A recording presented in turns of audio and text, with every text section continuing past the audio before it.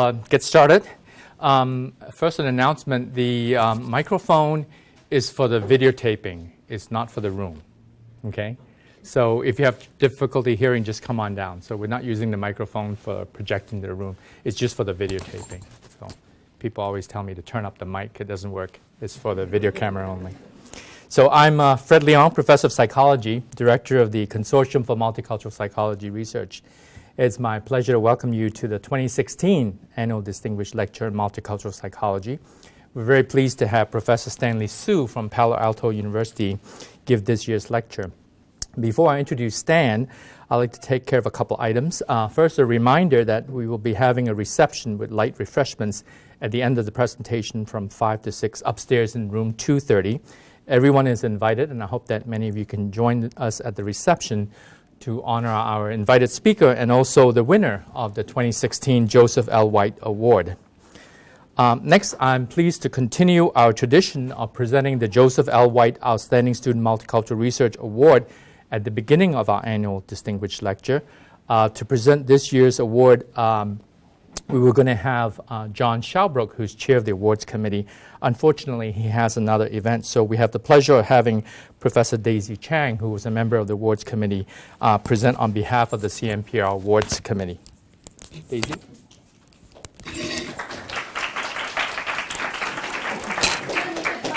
Clap for the award winner.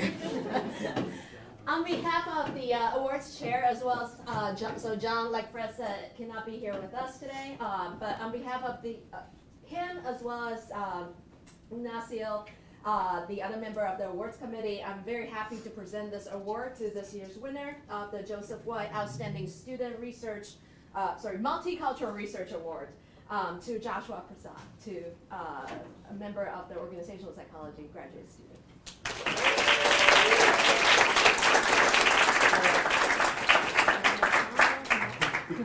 Photo op. All right, congratulations. Thank you very much. All right, thank you. Let's clap for him. Congratulations, Josh, and my thanks to the awards committee. Now back to the main event. It's my pleasure to introduce you our invited speaker.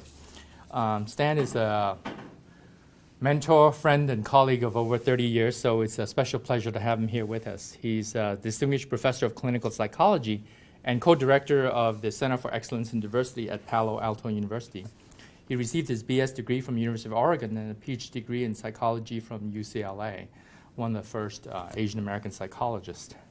From 1996 to 2010, he was professor of psychology and Asian American studies at UC Davis, and then professor of psychology at UCLA from 71 to 81, and assistant and associate professor at University of Washington. His research has been devoted to the study of the adjustment of and the delivery of mental health services to culturally diverse groups. His work documented the difficulties that ethnic minority groups experience in receiving adequate mental health services and offered directions for providing culturally appropriate forms of treatment.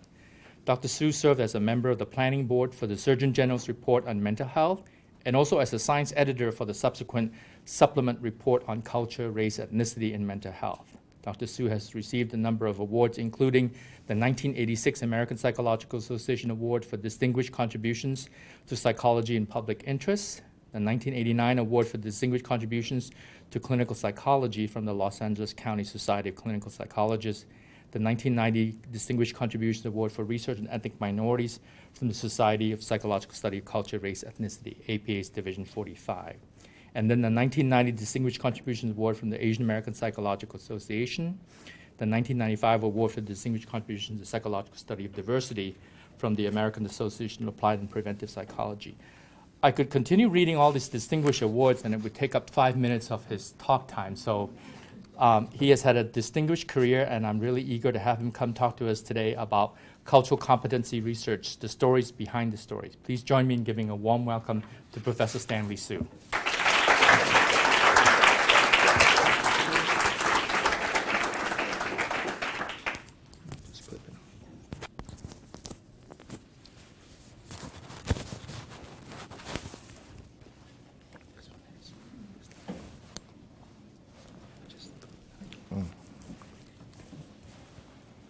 This is a mic anyway. Thank you, Fred. It's a pleasure being back. Some of you remember, I came here 20 years ago, and it's a pleasure coming back, and it's also a pleasure to see the Joe White Award. Last year, Division 45 honored Joe White, and I was so glad I had the opportunity to really introduce him. And Joe's someone I've known for many, many years. Okay, what I'd like to do, well, first of all, let me thank Fred, and let me thank the faculty, staff, and students. I've met a number of you, and I appreciate the hospitality that's been shown. What I want to do is talk about cultural competency and some of my research, the stories behind the story. Now, by this I mean that oftentimes in research presentations we talk about our research and some outcomes and some issues, methodological problems, and so on. But what I want to do is talk about the thinking that goes behind the research, the consequences of research, and some of the lessons learned. And you'll see that research is not a straightforward kind of process, nor is it a process simply of scientific endeavor. And I'll try and show that. Let me begin by indicating that I graduated many years ago. I got my doctorate in 1971. And my brother, who was also a psychologist, in fact, I have several brothers who are psychologists, but my brother Darrell and I started in 1971 looking at culture and the kinds of services that were given to members of ethnic minority groups. And we kind of built our career on it.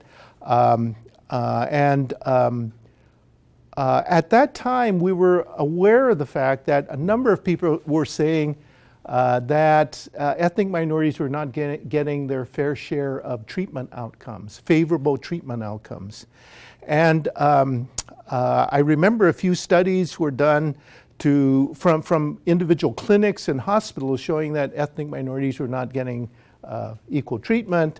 At that time, there were no breakdowns of race and ethnicity that you would look at as individual groups. That is, you would not look at, for example, Hispanics, Asians, and African Americans. We had a category called white and non-white. So my brother Darrell and I thought that this is not adequate, and we want to really go beyond this.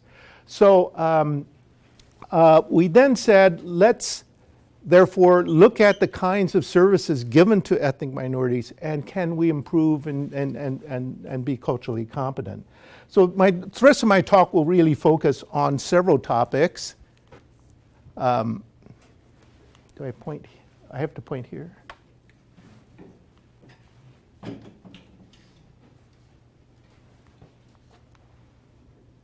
Turn on. There we go. Okay, maybe I'll stand out here so I can read. I have notes, but my eyes aren't. It's like the print I've printed too small, so I have to look. Point number one: cultural competency is controversial. Almost all of the racial and ethnic issues that we get involved are going to be controversial, and it's a reflection of the kind of controversies that we have in society.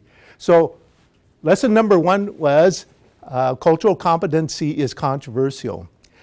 Lesson number two is ethnic racial disparities exist and they persist. And this is what I'm going to be talking about. They exist and they persist. It's not a matter that cultural competency is political correctness, as some have claimed. There is some substance to this, and we'll look at that issue. Third, cultural competency works. And this is based on research that individuals have done. The field is plagued by what I consider to be educated ignorance and the law of small effects. I'll kind of explain that oftentimes the more we learn, the more complicated questions are raised, of course. And that's what's happening in cultural competency research.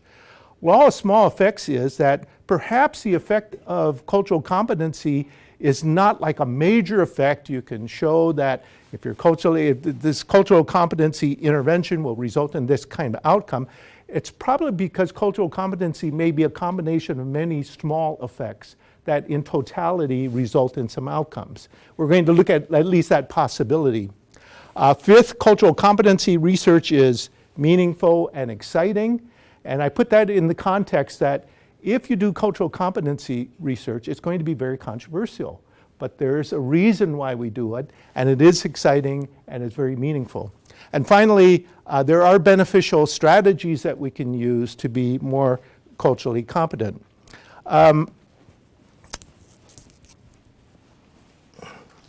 Now, let me go back to, I hope I gave my talk 20 years ago. I hope people don't say it's the same old talk you did 20 years ago. But I'm going back to our original research and look at some of the outcomes of that and how it's led to what we see today. I mentioned that this was in the 1970s. There were no large-scale studies of ethnic minority groups, and the available studies classified people into white or non-white.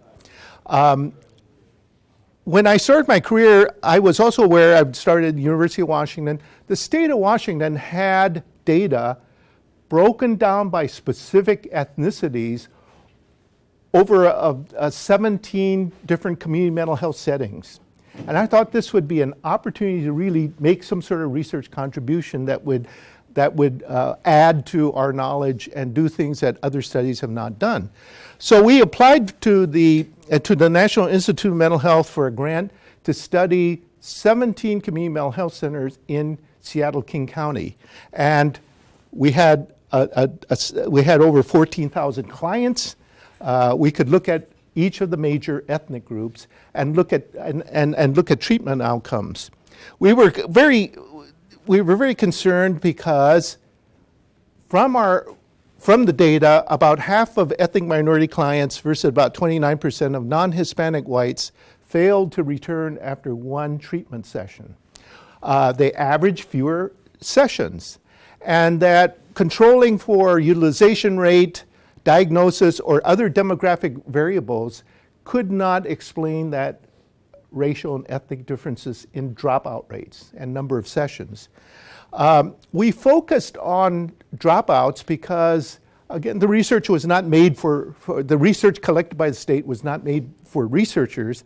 We had a hard time getting direct outcome measures. So we used an indirect measure, that is, namely number of sessions, dropout rates, because these two indicators were highly correlated with treatment outcomes in several large-scale reviews. So we said there's some indication then that ethnic minorities are not getting fair share of services and treatment outcomes from services. Well, researchers, and one thing we found out, researchers oftentimes are disappointed when they do research. Nobody listens to you. Your research goes unappreciated. We had the exact opposite effect. When we came out with the findings that ethnic minorities were not getting, our conclusion was we're not getting quality care because they were dropping out of treatment, et cetera. It was highly publicized. We had a paper in American Psychologist in the 1970s. Newspapers carried it to the point where we were happy that our research was being recognized and so on.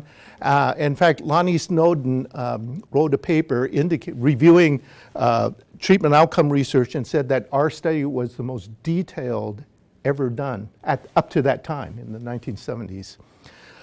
So we were happy with that. Unfortunately, there was a consequence, and this is one of the stories behind the story. We indicated that the state of Washington, the services in the state of Washington were not really responding to ethnic minorities. Now, unknown to me, the National Institute of Mental Health contacted the state of Washington and said, you are not in compliance with civil rights. You were not in compliance with civil rights efforts. And that look at the study, the Sioux studies of Seattle. And The state then, again unknown to me, the state was very worried that they would lose funding from NIMH or that there would be bad publicity over the mental health services in the state. So they criticized the study.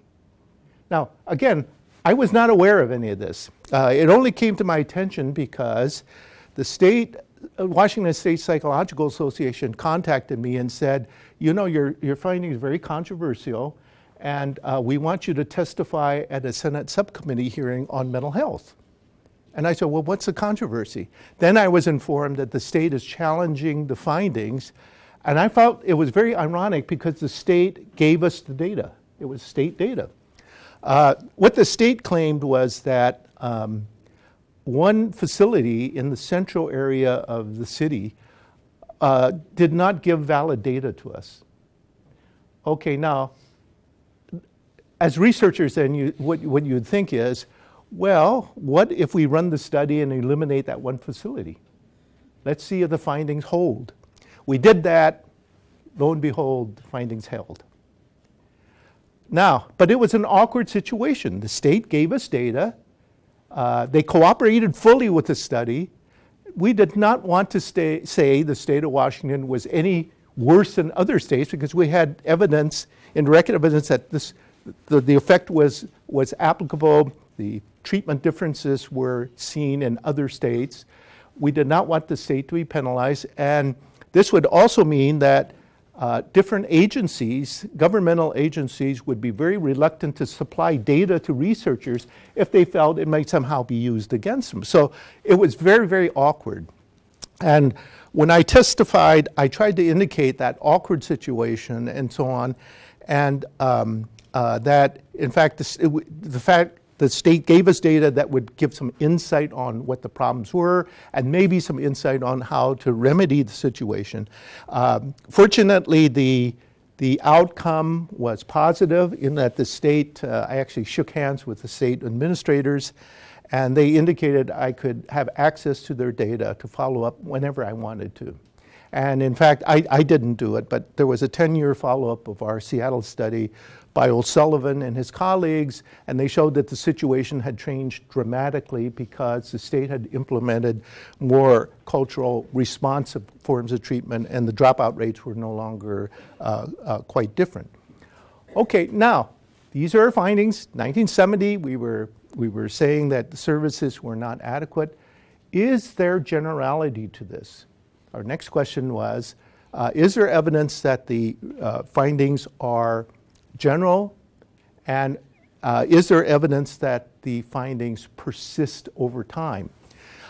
If you look at in 1978, President Jimmy Carter had a commission on mental health, and after analyzing the data on mental health, it concluded that in general, people feel more comfortable and secure when care is provided by practitioners who come from similar backgrounds. For many members of Americans' ethnic and racial minority populations, mental health personnel and services that are available are either inadequate or fail to take into account their different cultural traditions. Available services are not in accord with their cultural and linguistic traditions. Came out with a finding that yes, there are some problems in our services in terms of providing competent kinds of services. I became, as Fred mentioned, I became directly involved in looking at national data on things. After this period of time, I was contacted by the U.S. Surgeon General, David Satcher's office, and asked to serve on the Surgeon General's planning board. Surgeon General wanted to do the first ever mental health report of the nation, and I was invited, and I felt this is a good time to kind of push my agenda, and that is for culturally competent services. So I thought I was very proud of the fact, here I was named to be on the planning board. I thought we would gather the best science minds and we would come to some conclusion about services. So the first meeting, planning board meeting with the Surgeon General, there were quite a few planning board members. I would think about 40. And I was seated next to this gentleman, very well dressed. He was so well dressed, I thought he must be a psychiatrist. But I turned to him and I said, I'm Stanley Sue, and I come from the West Coast. And he said, my name is Robert Ray, and I was the former governor of Iowa. So I thought, that governor? And I said, are you a mental health researcher? He said, no, I'm a former governor with mental health interests. And it just struck me at that time that what is a former governor doing at the meeting? Well, Dr. Satcher, after we all gathered, Dr. Satcher came in and sort of explained why these things were happening. He said that our mental health report is not just going to be a scientific venture where we come up with findings and so on. He said this report will have to appeal to all Americans. And any mental health report, there's going to be certain vested interests that we have to address. Now, what are the vested interests? Well, we have practitioners, we have clients, consumers, we have drug companies, we have administrators, we have HMO and managed care. They're all very concerned about mental health. And if we just addressed one segment, we would not have a full report to Americans. So I thought, wow, okay, let's maybe put together things. Our planning board, and Dr. Satcher said, the planning board will define the themes, what kinds of chapters, will define who contributes to it, you will review things, and you will help edit the final report. So I thought this is fine. I mean, it sounds great. And I had proposed that, is it possible to have a chapter on ethnicity and culture in this report? And Dr. Satcher said, no, he did not want this because ethnicity and culture should be integrated in all the chapters. And I agreed. I thought that was a good idea. Then drafts of the report started coming out. So I started reviewing things. Very few chapters had anything on ethnicity and culture. And because the people we selected probably weren't well informed on this and so on. And I said, wow, there's a problem here. That there's some chapters, we did have a section, incidentally, written by Lonnie Snowden, I mentioned him earlier, a very good section on ethnic minorities, but for the most part, the report did not have much at all. And so I called the person who was managing the report, Captain Patricia Rye, and said, is it okay if I insert things in each of the chapters and insert things dealing with culture and ethnicity? And she said, fine. Okay, so, and we had to do it right away. They're deadlines. We had to do it within 1 month. I got all my RAs working on the report, finding information. For example, if they put the rate of the prevalence of depression was this, we would try and say, what is the prevalence of depression for different groups, ethnic groups, and so on. We tried to insert that. We did what we could, but to be honest, we found very little information and knowledge. And so we did what we could, and I put it in and sent it off to Captain Rye. And then I got a call from a leader of an ethnic organization, and he said that he read a draft of the report and there was nothing or very little on ethnic minorities. I said, well, I inserted these things in these chapters. He said, no, they don't appear in there. I said, they gotta appear. Captain Ryan told me they're in there. And he said, no, you've got to push harder. And I said, I'll do what I can. Okay, so I called Captain Rye and said, can you send me a copy of the report, the final draft copy? And she said, no, I can't. I'm sorry, I can't. I said, well, I'm on the planning board. And she said, yes, but Dr. Satcher said no one will get a copy because The copies that were sent out initially were leaked out to the press, and already he's getting all sorts of pressures from people who want changes in the report to supplement to suit their interest. So I said to Captain Ryan, I said, "You're sure you put the materials that I sent to you in there?" She said, "Yes, we did." And she said, "We can send you a copy, but for eyes only. If you're in the Washington, D.C. area, we'll give you a chance to look at it." So as it turned out, I had to go to APA, and I did stop at the Surgeon General's office and anxiously looked at the report. I said, in chapter 3, I had this in. It was in there. It was in there. Now, why did the one leader of an ethnic organization tell me it wasn't in there? Maybe he didn't read it carefully, or maybe he thought it was too minor. Maybe he was just pushing me to push harder. But essentially it was in there. But I must admit, I was very disappointed in the amount of content. Then as it turned out, Dr. Satcher announced that the report was inadequate with respect to ethnicity and culture, and he would now authorize a supplement focused solely on ethnicity and culture. And then it was at that point he asked me to serve as one of the science editors, and the report came out, and it is probably even now, it's probably one of the best reports that comprehensively covers different aspects of findings on ethnic minorities. So I was very glad that we're holding up the report. Dr. Satcher came out to one of our APA conventions, and I got a nice picture with him. But this is the report that is still one of the most widely cited ones for ethnic minorities. Now, what did the Surgeon General report say? It was very consistent with my original, the original question I raised.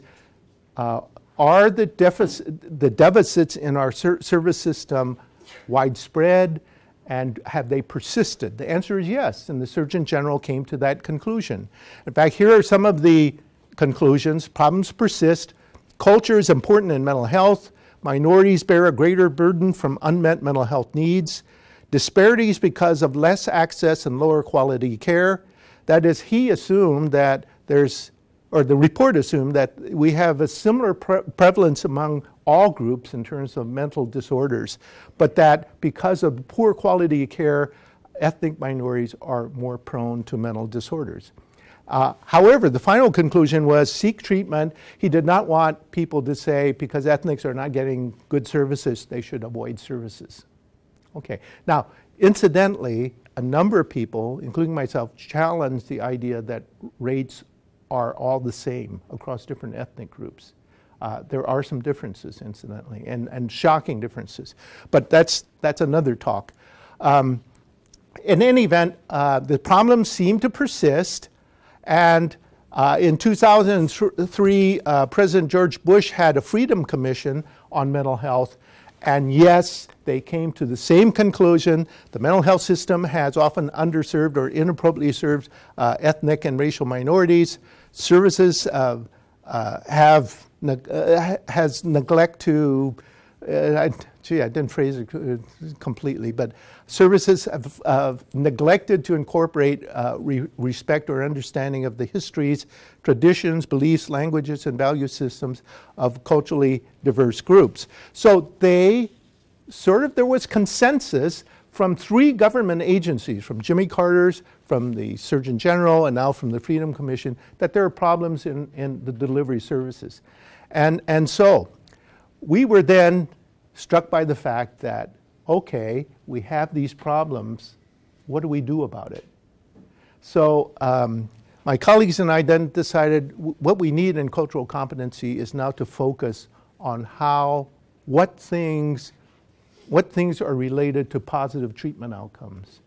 And where do you even start in this?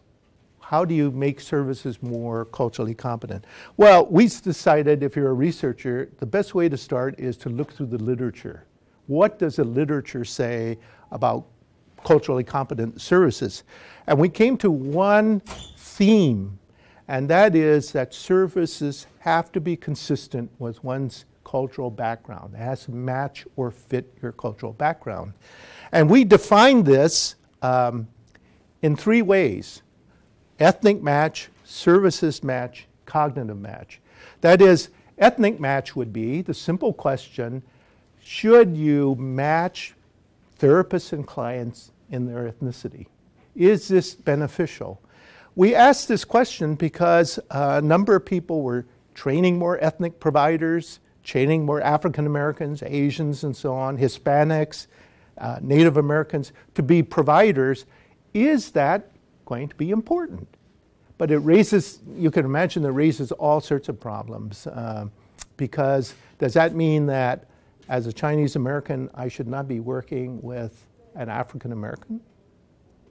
Okay, raises these questions. But we first wanted to say, is there evidence that ethnic matching results in better treatment outcomes?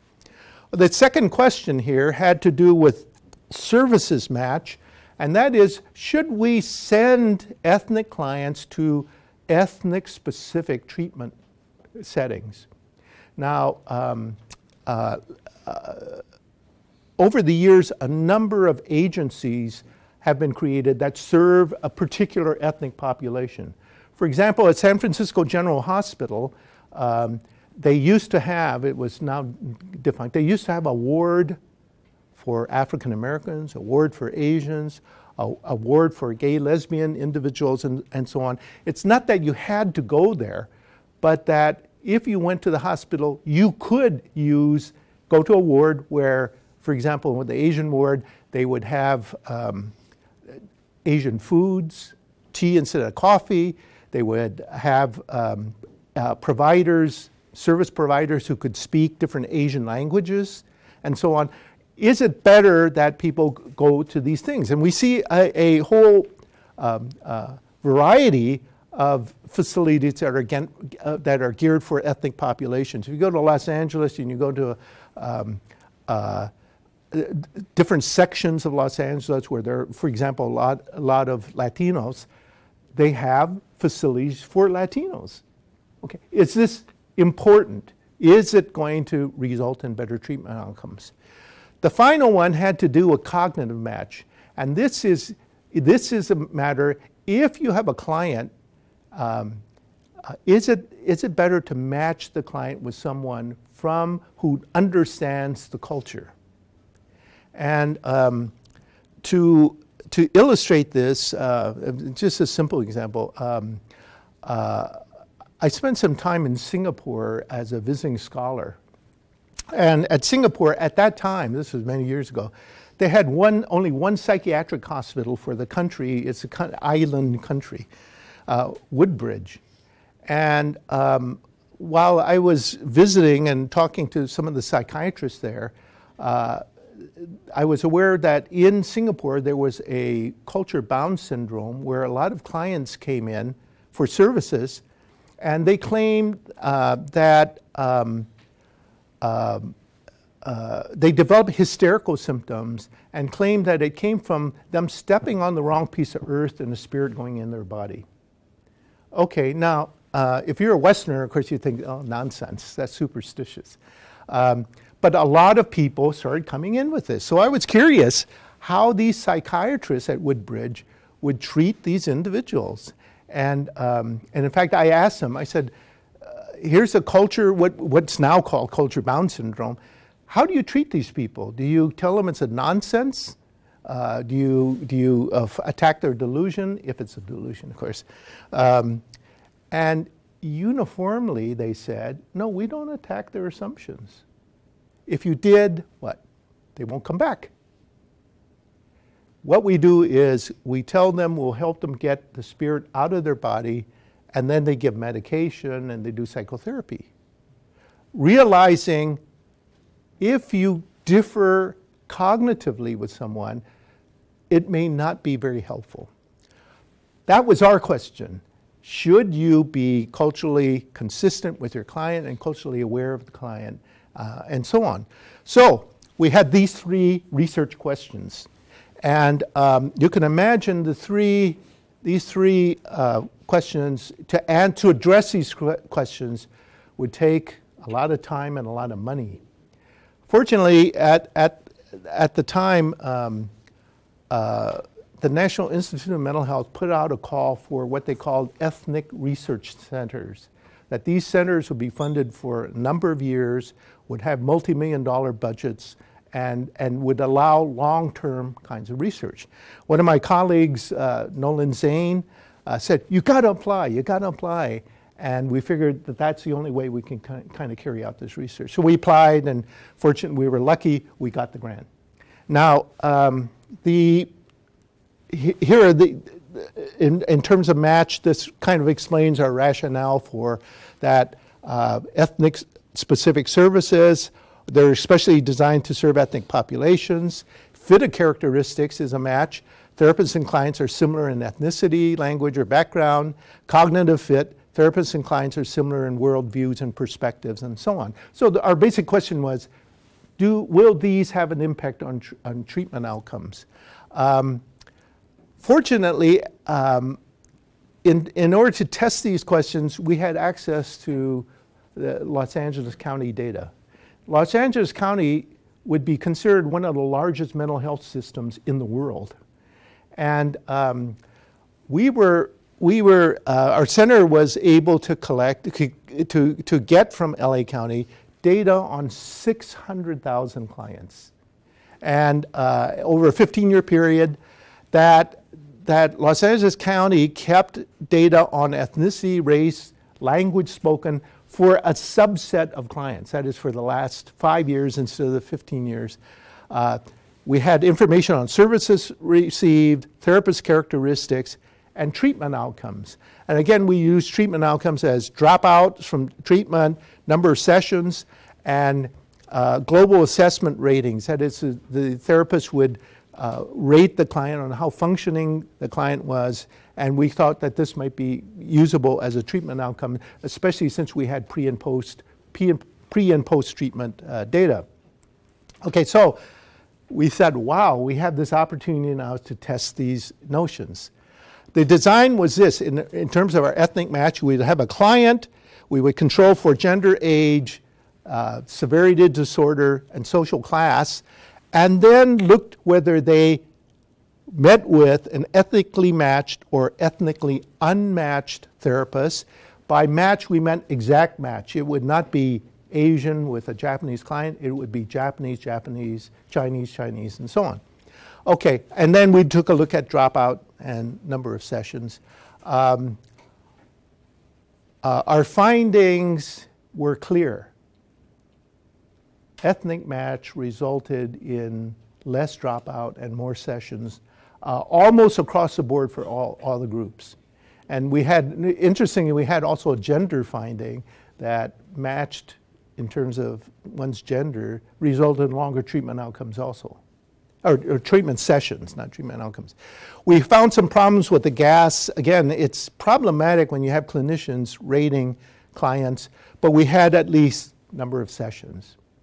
Okay, so we came out, we published the findings that it looks as if match is important. One of our colleagues, I guess he was also one of the speakers in the series, Gordon Hall, then did a meta-analysis sort of and said that Sue's findings are interesting, but the effect sizes are quite small. And true, effect sizes, because we've controlled for so many variables and so on. But one thing that's important to recognize is we started then breaking down our data by doing more refined analysis. For example, we looked at not only just ethnic match, but we looked at ethnic match, language match, both matches, neither match, to try and break things down. And we looked at, because language is involved, we used the predominantly Mexican Americans and Asians. We had we had sample size large enough so that we had some non-Hispanic therapists who spoke Spanish. Okay, so we were able to do that kind of comparison. the findings indicated that match is important, and that the more matches, language and ethnicity, the more matches, the more important the treatment, the more beneficial the treatment outcomes for those who are not well acculturated. If you're acculturated, match doesn't seem to make much of a difference. Now, it makes sense, but what it also shows is that effect sizes may be small if you just look at match without noting the individual differences. We had a moderator variable here that really interacted, that was important in the interaction, and so match is pretty important, especially for those who are not well acculturated. Okay, secondly, just here's the design of the study. I should have shown. We had predictors of numbers of treatment outcomes. We entered sex, age, marital status, social class, ethnic match, gender match, and so on for African Americans, Asian Americans, Mexican Americans, and white Americans. Match was important, incidentally, even for white Americans, non-Hispanic white Americans. For ethnic-specific services, we again used the LA County data set. We wanted to look at an ethnic client and controlling for gender, age, disorder, social class, and whether they were matched ethnically or not, and then look at those who were sent to a mainstream facility versus one of these ethnic-specific service, and then look at treatment outcomes. In general, we found that match predicted favorable treatment outcomes, less dropout rate, and so on. So that at least we're showing here that sending ethnic clients to an ethnic-specific services was not damaging, was not bad. In fact, the treatment outcomes tended to be a little bit better.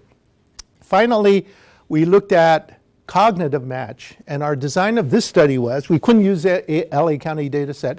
We actually went to a mental health clinic and had therapists and clients complete questionnaires on the goals for treatment, on their worldviews, and so on. And then we looked at the distance between clients and therapists with the idea that if you're more distant in your views, then you're not as cognitively matched. And then we use distance as a predictor of treatment outcomes.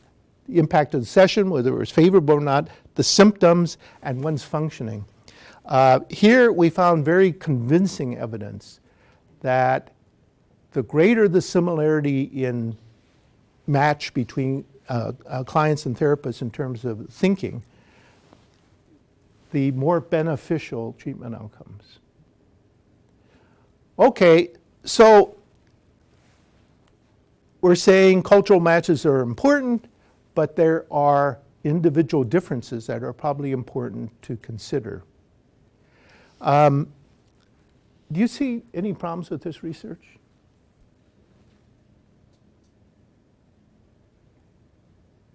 Okay, well,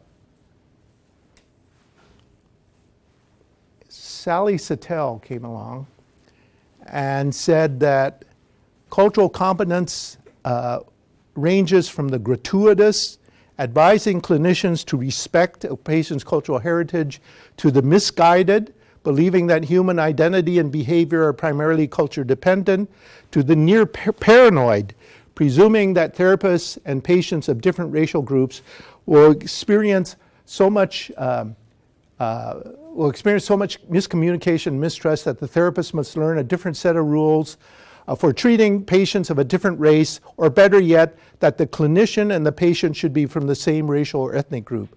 The most radical vision of cultural competence claims that membership in an oppressed group is a patient's most important, clinically important attribute, and that white therapists are racist whether they know it or not. She then went on, attacked some of the research I did with my brother. Multicultural counseling has not been put to any kind of test. I could find no controlled studies of patients wherein half are randomly assigned to multicultural counseling and half to conventional counseling. Such research, of course, would first require that multicultural counseling be defined and operationalized, a task its proponents have yet to undertake. Very serious criticism. I said, what? She's raising problems in my research? Although she's absolutely right. Our research was not controlled, random, which would be the best way to find out cause and effect.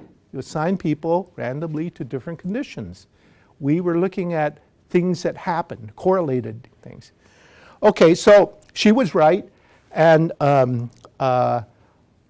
although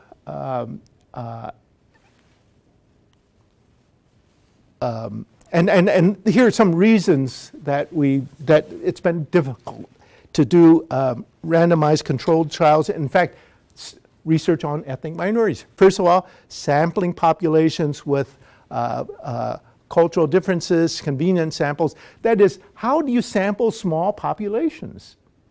We now have a rash of dissertations being done, and they're online. I don't know, we get so many requests from our Asian American group or from Division 45 with ethnic minorities asking for people to complete online questionnaires. It's not the best way to do things, but why are they doing it? Because we're talking about, for example, if you talk about Asian Americans, you want to do a study about Asian Americans, there's only 6% of the US population. How do you do good representative research using 6% of the population? Where do you find them? The research is costly. David Takeuchi applied for a grant, and I was a part of it, to do a survey of Chinese in Los Angeles. To sample, to get data on, I believe about 2,000 respondents, it would cost $1.5 million. And we knew this was outrageous because James Jackson from University of Michigan, of course, they're very proficient at looking at research cost per respondent, and our cost per respondent was outrageous. Fortunately, at IMH, we justified why this is the case, and they agreed. So we were funded for the study. But you can imagine, anytime you study small populations, it's going to be very expensive. And that's why a lot of people don't want to do ethnic minority research. Third, there's little baseline in theory, that oftentimes the theories are not appropriate. Gordon Hall, again, who was one of the speakers in this series, by the way, what time do we go to? You can go till 4:40. Okay. Gordon Hall showed that the theories that we have, and I did some of the research with him on sexual aggression, the theories that we have are oftentimes biased. For example, when you look at propensity to rape, he does work on sexual aggression, a number of people come up with theories of why men have a propensity to rape, and they have to do with misogynist beliefs and all sorts. There's a series of characteristics. Will this be true of males from other cultures? And he's shown that this is not the case. If you look at Asian cultures, for example, the same predictors do not work well with Asian populations compared to other populations. Okay, so if you do research, then you don't know what kind of theory you should base your work on. We have problems with the equivalence of measures. Are measures equivalent if you study depression among members of one group? Are they going to be equivalent to depression in another group? Age-old kind of question and so on. Use of ethnicity and race as a proxy variable has been problematic. So there are these problems in doing ethnic research. However, fortunately, Satel's comments about why there isn't more research and experimental research, there have been. More recently, a number of researchers have looked at, through meta-analysis, experimental interventions using cultural competency as an independent variable looking at treatment outcomes. And the major reviews have generally favored the importance in experimental studies of cultural competency. Now, and I'll just cite from Smith et al. About what they feel is important from the research on their meta-analysis of cultural competency. Increased effectiveness and utilization of services occur when treatments integrate cultural values and beliefs, have therapists who are matched to clients with similar statuses, are easily accessible to services, have a number of cultural interventions. They feel that you should do more than one, are delivered in the client's native language, and are designed specifically for a particular cultural group. This is their conclusion after doing their meta-analysis. And so, yes, cultural competency is important, and in their view, in the meta-analysis, there are these specific themes that we should attend to. However, there are a number of tasks ahead that we face. Why are there differences in meta-analysis studies? Some people come up with a fairly large effect compared to other studies. For example, Stan Huey plays down cultural competency because his findings don't seem to be as strong as that in Smith. What specific ingredients are important in cultural competency? If I were to train people in cultural competency, what specific kinds of things would I emphasize? Okay, I do train and I do emphasize specific things, but they're not research-based. They're based more on intuition and on the summary of research. What kinds of individual differences interact with culturally adapted interventions? Another research question. What are the best combinations of treatments and cultural interventions? How general or specific are cultural interventions for different groups? How can findings be translated into practice and training? What are cost-effective and easily implemented interventions? This is not an easy process at all because we now find a number of agencies or even government agencies wanting cultural competency, but they want specifics. For example, the director of mental health services in California, Monterey County, said, if you give me a 10-minute questionnaire that I can use to hire the best culturally competent therapist, I guarantee you I'll use it. Where am I going to find that? But his heart is in the right place. He's willing to do, but we're not at that point where we can just define culturally competent therapists. There have been many attempts to do so. Okay, now, so those are some of the tasks ahead. And in this, I want to just throw in a discussion of this. The more we learn about cultural competency, the more questions we have. And this isn't to say that cultural competency doesn't work. It means that the whole process is very, very complicated. And this is very similar to some of you who are in clinical psychology realize the more you learn about mental health, the more questions arise. For example, there's no question that if you look at the history of psychotherapy in this country, we've devised better psychotherapeutic methods. How many of you are cognitive behavioral in your orientation? Well, I don't know how many clinicians there are, but quite a few. And cognitive behavioral treatment as kind of an innovation from the old behavioral techniques that were used decades ago. Our treatments have gotten better. We now devise new things. Our treatments, our medical treatments, our biological interventions, SSRIs for depression and so on, have gotten better. So one question here that I'd like to pose is, if our treatments have gotten better, why are the rates of mental disorders fairly stable? Have you thought about that? If you look at over the decades about rates of mental disorders, they've stayed about the same. And yet we claim that we have better treatment.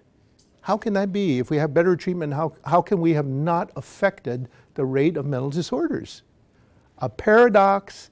Here we have educated ignorance. We're getting better research, we're getting better techniques, but we still come back to some basic questions. Or another issue that is recurrent is, according to surveys done of different countries, done by international researchers from different countries, the United States has one of the highest rates of mental disorders. Now, if you ask some of the researchers, why are the rates so high? Are we a nation of crazy people? Many of them will say, no, it's a function of measurement. That the measurements seem to differ. Some of us who were studying ethnic minority groups, and we were saying for many decades ago, there are measurement problems. They're not equivalent. Okay, now we're coming back to that issue. So there's this kind of interesting cyclic process in our knowledge and in our progress of science that we come back to some very basic questions, and more complicated, but they're very basic questions. The law of small effects is something that James Jackson used to explain the factors involved in black mental health. I use this to talk about cultural competency. Maybe one of the problems why we have such difficulty showing that cultural competency works is we define cultural competency, it could be a matter of very small things. It could be the way you address someone, the way you use language, the way you use your nonverbal kinds of things. They're small effects that maybe form better rapport with your client or more effective, but you add them all together and they have a big, powerful effect. So we have to now start. There are some things that have big effects. For example, language is a very big effect. If you can't even communicate in a language, how are you going to do treatment? Okay, but given that there's a whole array of different things, verbal and nonverbal, that happen in psychotherapy, that these things can add up and have some very positive kinds of effects. So finally, and I want to save some time for, we go to 5. Lessons learned. Research is meaningful and exciting. It's never a dull thing to do ethnic research. It allows you to address important social issues and social justice. I know that it's a very popular term now, social justice, but it allows you, through research, you can really satisfy your desires for social justice. You'll also be very pioneering because we lack a lot of knowledge on these critical issues facing society. Satisfy your curiosity. You can contribute when you do for example, cultural competency research. You contribute at the level of theory, research, and application. So it has all of that. You also find out that research is not just a scientific venture. I mentioned that with the Surgeon General's experience. There are many vested interests in the outcome of research, but it means you have to maintain your role as scientist, but not be naive.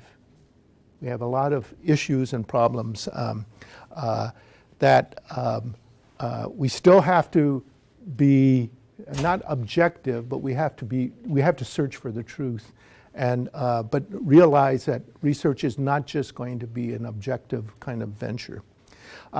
Let me just conclude very quickly by indicating the important people in my life and development. My family, of course.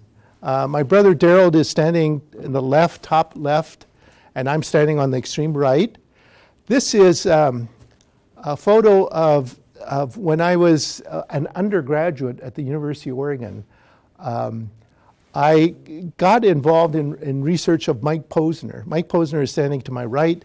He just joined the faculty at the University of Oregon and was probably, and he knows it, most responsible for my science training. I was inspired by his work. And just a few years ago, he was given the Medal of Honor from President Obama for his work in cognitive neuroscience. So outstanding researcher.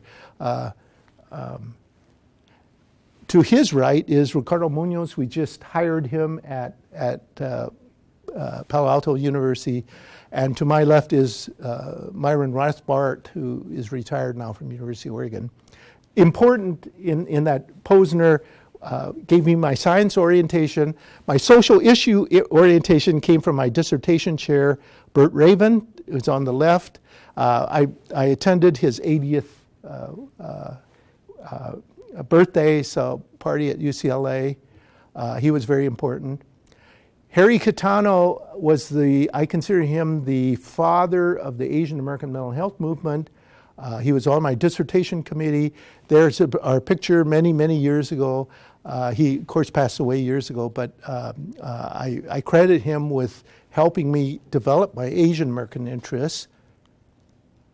Nathaniel Wagner, at my first job at the University of Washington, he was director of clinical training.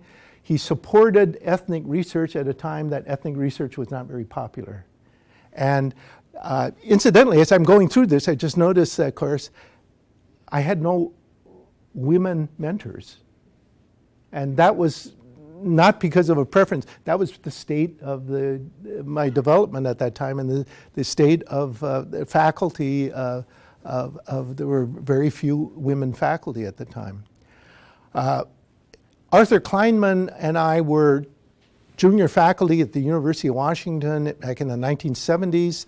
He now is one of the most prominent cross-cultural psychiatrists around, and he's quite well known and does a lot of work in China. Robert Chin was the first Chinese American to get a PhD in psychology, one of the first.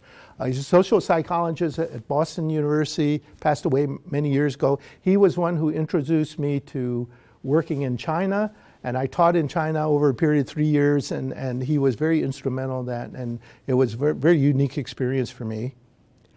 Here is our research center. This is at UCLA. You won't recognize that we had a huge research center. Here is a scaled down research center at UC Davis. We brought our center to UC Davis. Incidentally, our NIMH funded center has been in existence now for 30 years. Nolan Zane took over as the director, but it's still existing. And my final career, Palo Alto University, and I'm retiring completely in June. So anyway, questions, comments, any reactions? Oh, thank you. Thank you. Yes. In your study of the UCLA or the LA County data, when you were evaluating effective match, you talked about acculturation as a moderator. How did you operationalize that?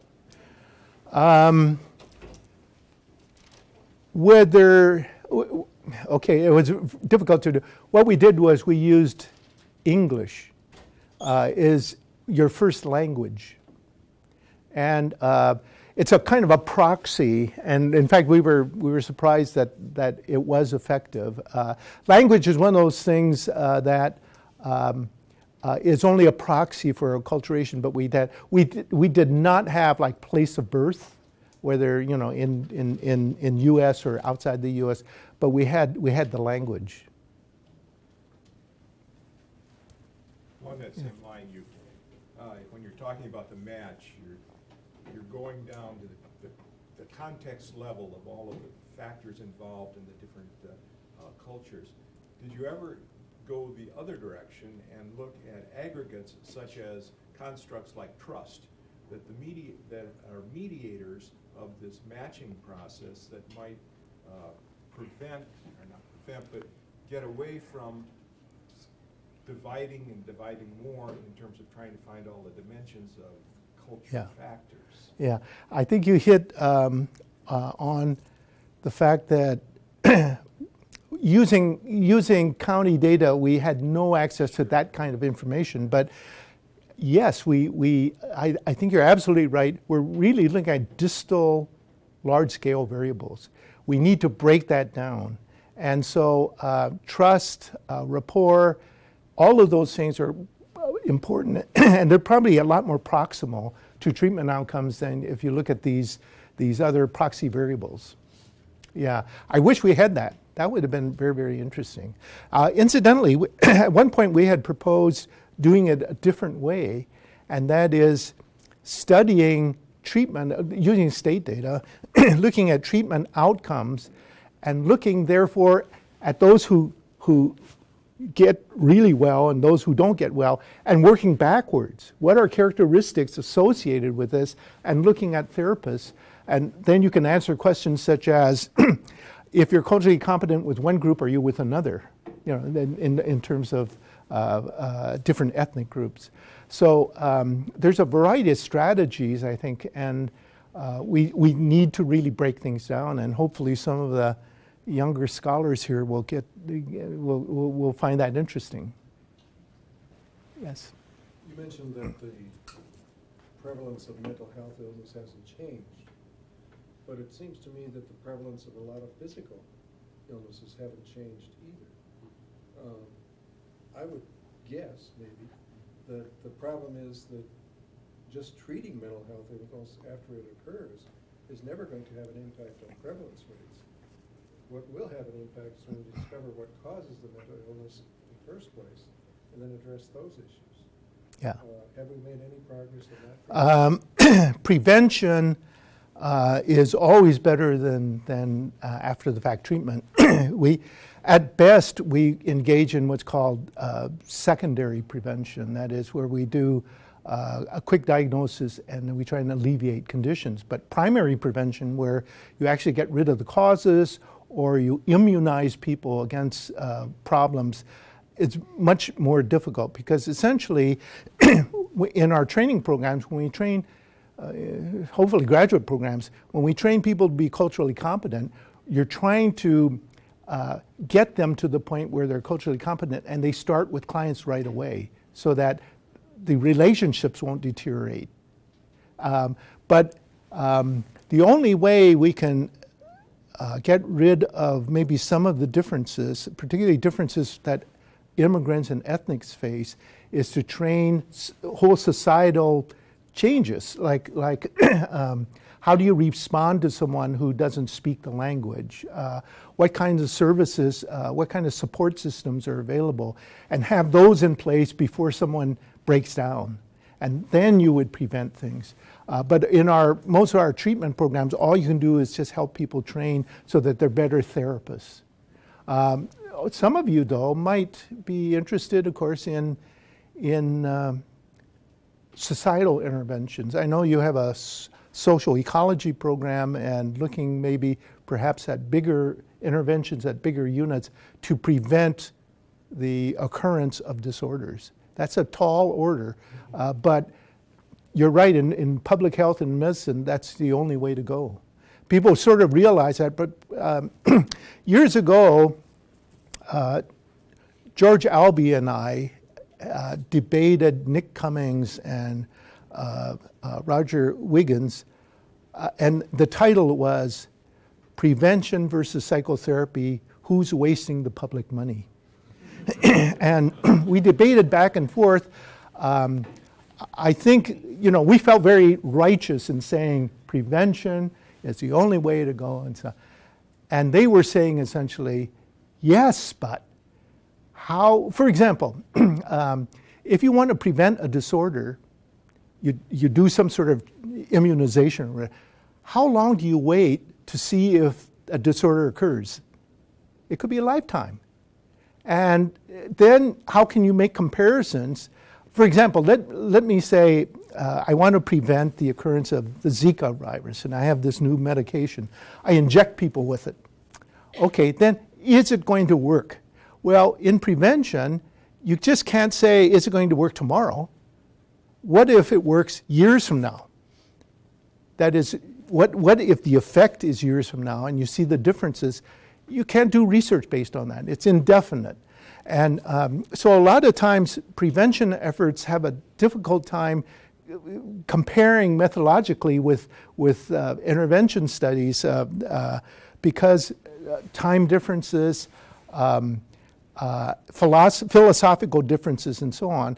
Prevention people have a really difficult time demonstrating effects. When you were talking about your early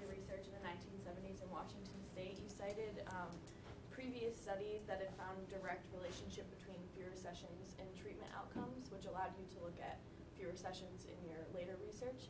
Can you talk about how those previous studies defined treatment outcomes, positive treatment outcomes?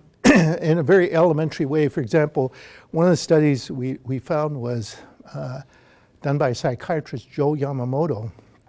Yamamoto found essentially going into clinics, looking at ethnic differences, he just asked them, do you feel you were treated fairly? Was there evidence of discrimination?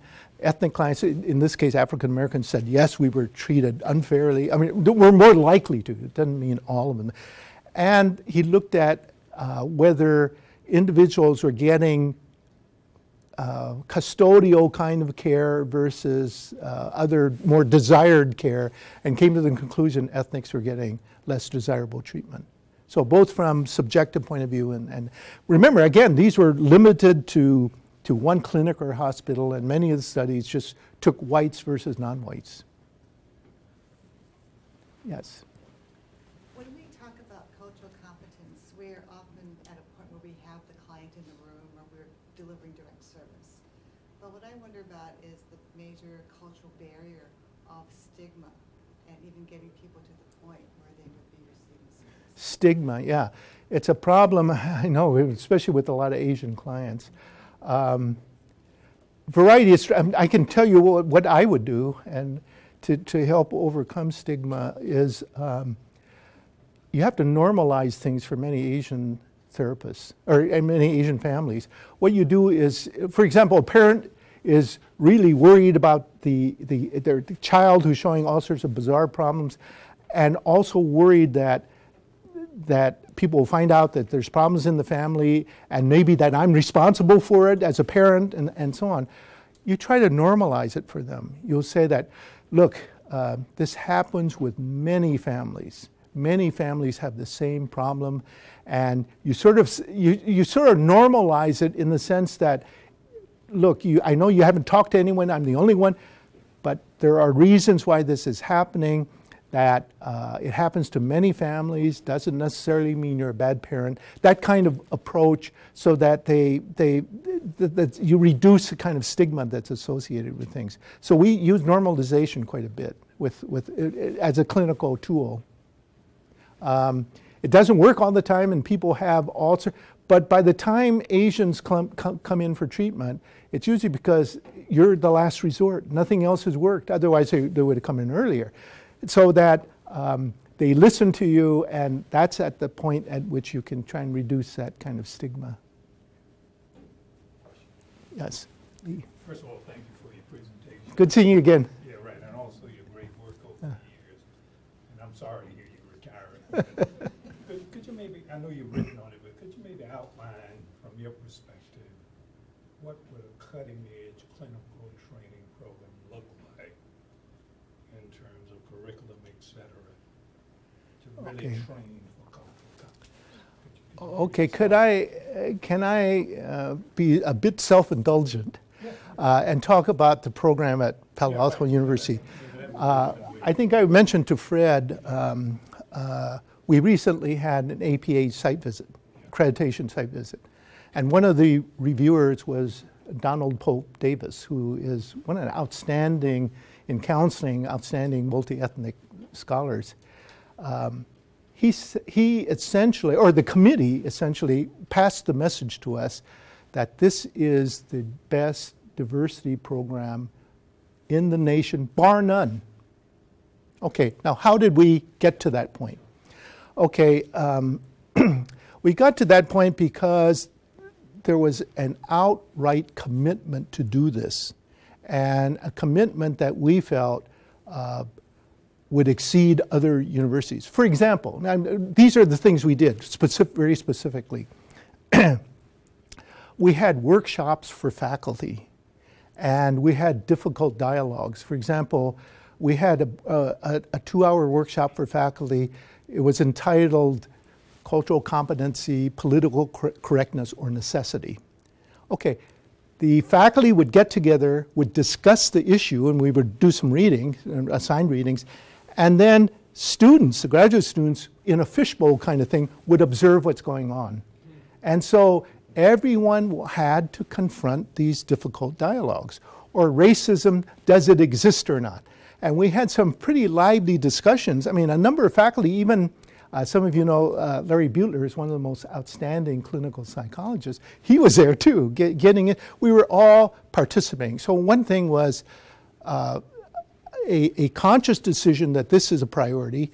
Secondly, getting people open and honest about things. It wasn't that we would say, your idea is crazy. You know, you might think that, but we did not say that. We sort of tried to understand different positions and then come to some resolution about how is this going to help us to develop our cultural competency. So one thing was the faculty training. Then what we did was we had, as I guess a videotape here, we had a videotape library. We invited outstanding guests to talk about things because we can show that over and over to graduate students in classes. We brought out Claude Steele, my brother Darrell, Greg Herrick, who does a lot of work on gay, lesbian issues, Teresa Lafamboise, a number of very prominent people. So we have this videotape library. Then we said that a lot of times different agencies, that is, we're judged on whether we're culturally diverse or not. Let's turn the tables. What we did was we created an award for internships and placements. How culturally responsive are you? We put out this announcement saying, nominate your internship setting and have your directors apply for this award. We will recognize it. So that, again, we put it on the forefront that they would have to get involved. They would have to show that they're responding to things. We then also began in our ratings and evaluations of students. We have oral exams and written exams. On the oral exams, they had specific questions on cultural competency. On if you have a client showing these things, what would you do? Why would you do it? And they were rated on these things, so it was important for them to do this. We had it in every class. When you do student evaluations, the class was rated in terms of its diversity kind of effect. I'm probably forgetting a lot of other things we did, but we began this we hired faculty. We decided to, and I think I was mentioning that we're at a point in our hiring that oftentimes when you get very outstanding, diverse faculty, they're either, they go elsewhere, they don't come to PAU, or sometimes they're not as competitive as other faculty. And they can be competitive in your mind, another faculty might say, no, I've got a better candidate who's not ethnic. And then we didn't want to get into that fight, so what did we do? We essentially said, if we come across an outstanding faculty who happens to be ethnic, we're going to hire that person. And we're going to make it so attractive that person will not, of course, you're taping this, I hope the university doesn't find out. But that's what we essentially did. We recruited Ricardo Munoz, who's very senior. We almost recruited Guillermo Bernal. We identified some of the top, we went after Helen Neville.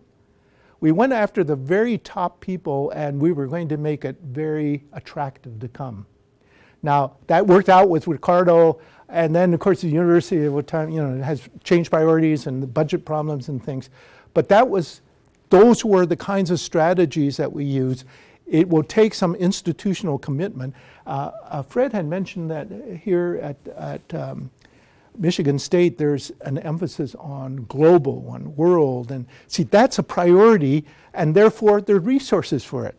And we had decided if you want strong, diverse program, we'll have to put resources in it. So that's what we did, and we're proud of our efforts. Other questions or comments? Am I running over time? No, you're good. I think we have time for one more question. Yes. Given the relationships between things like daily hassles and stress, discrimination, can you talk about the way racism interfaces with cultural competence and the role of matching and outcomes?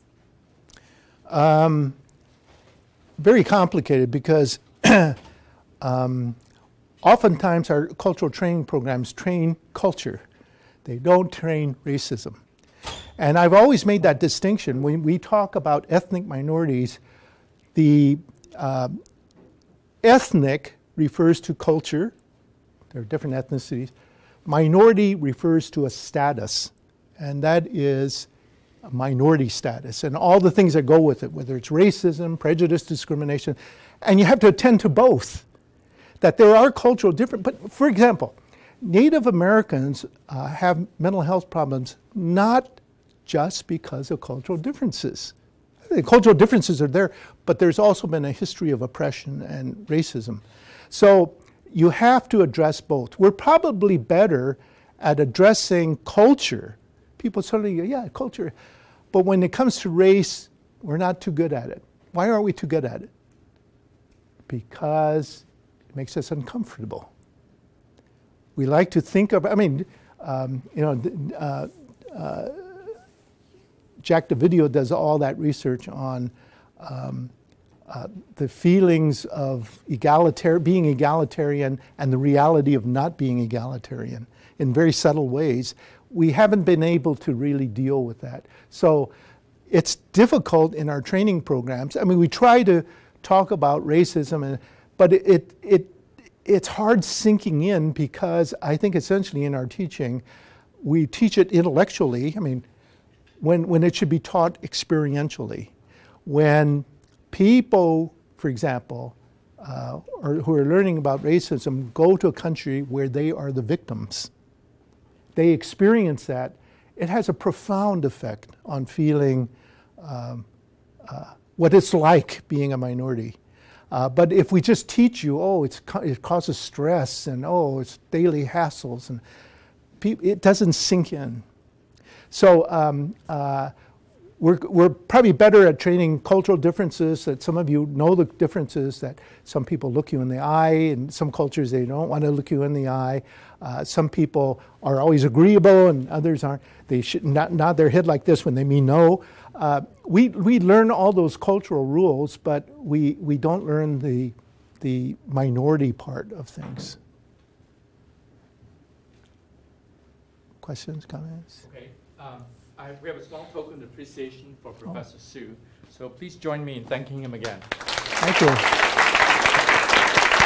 Thank you. I hope you can join us upstairs for the reception in honor of Professor Su and the award winner.